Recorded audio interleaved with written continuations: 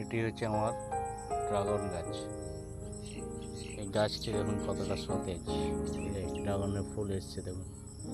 এই দেখুন ড্রাগন ধরে আছে। বিভিন্ন জায়গায় ড্রাগন ধরে আছে। ড্রাগন গাছের আজকাল প্রচুর ডিমান্ড ড্রাগনের। এই ফলটা বাটটা যেমন দেখছেন লাল পিঙ্ক কালার, ভিতরটাও ঠিক পিঙ্ক কালার। এই দেখুন নতুন ফুল আসছে, প্রচুর ফুল আসছে। এই দেখুন ড্রাগন ধরেছে।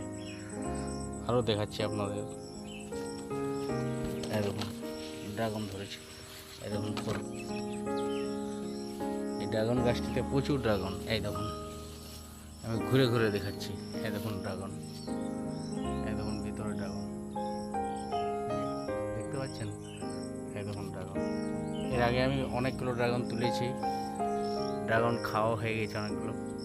এই দেখুন গাছটা দেখুন কত উপরের দিকে, কত বড় বড় লম্বা লম্বা। এই গাছটি বেশি দিনের নয়, এই গাছটি মাত্র 2 বছরের গাছ। 2 বছরে কত হয়েছে দেখুন।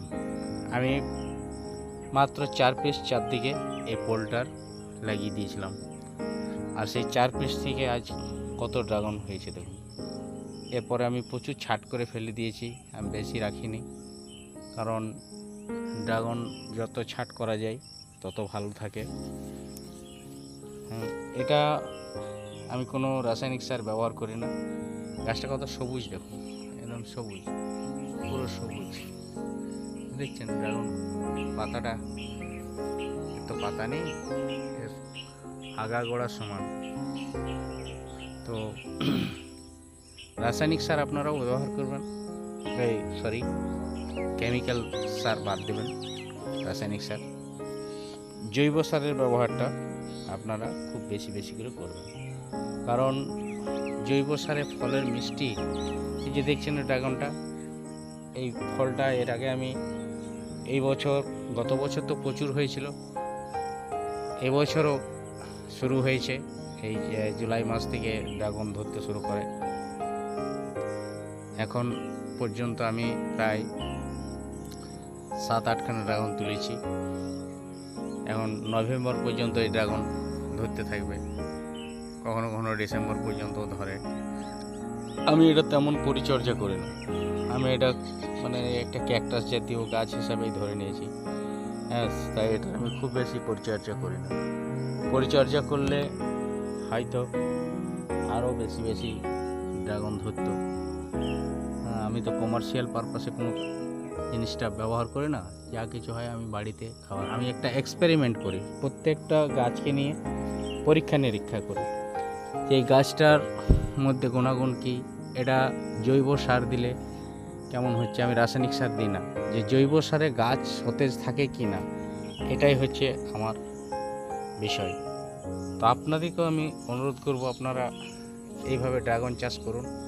ড্রাগন চাষ একটা লাভজনক চাষ। আপনারা এই যে দেখছেন, এই গোড়ায় আমি কিছু দিই না, এই গোড়ায় শুধু গোবর সার আর ছাগলের লাদি আর কিছু হাড়গুড়ি দিয়েছিলাম।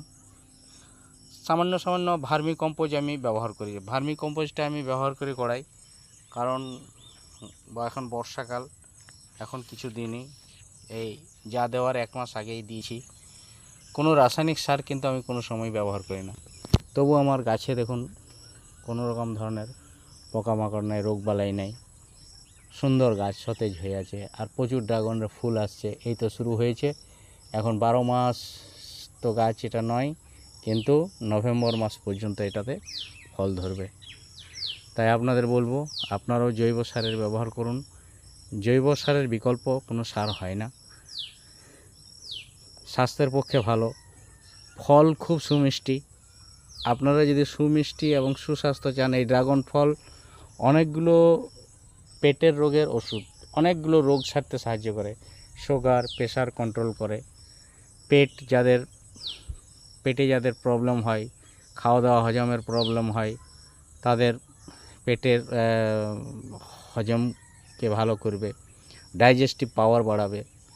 হ্যাঁ, তো আপনারা আশা করি ড্রাগন ফলটা ব্যবহার করবেন। আর আমার চ্যানেলটা যদি ভালো লাগে আপনাদেরকে, তাহলে আপনারা সাবস্ক্রাইব করবেন। আর যদি খুব ভালো লাগে তাহলে লাইক করবেন, শেয়ার করবেন। কারণ আমি তো বাণিজ্যিকভাবে কিছু করছি না, আমি যা কিছু করছি আপনাদেরকে ইনফরমেশন দেওয়ার জন্য। আর আমি যা কিছু করি, আমি কোথাও বাইরে গিয়ে ভিডিও করি না। আমার বিশাল একটা বাগান আছে, আপনারা দেখতে পাচ্ছেন, এই দেখুন ভিতরে বিশাল বাগান। আমি প্রতিদিন একটা একটা করে গাছের ভিডিও আপনাদের কাছে নিয়ে আসি, কারণ প্রত্যেকটা আমি এক্সপেরিমেন্ট করি, প্রত্যেকটা গাছ নিয়ে আমি এক্সপেরিমেন্ট করি এবং সেই গাছের ভিডিও আপনাদের কাছে আমি ছাড়ি, যাতে আপনারা মোটিভেটেড হন। তাই আশা করব আপনারা আমার চ্যানেলটিকে সাবস্ক্রাইব করবেন, লাইক করবেন, শেয়ার করবেন। আজ এই পর্যন্তই, ধন্যবাদ।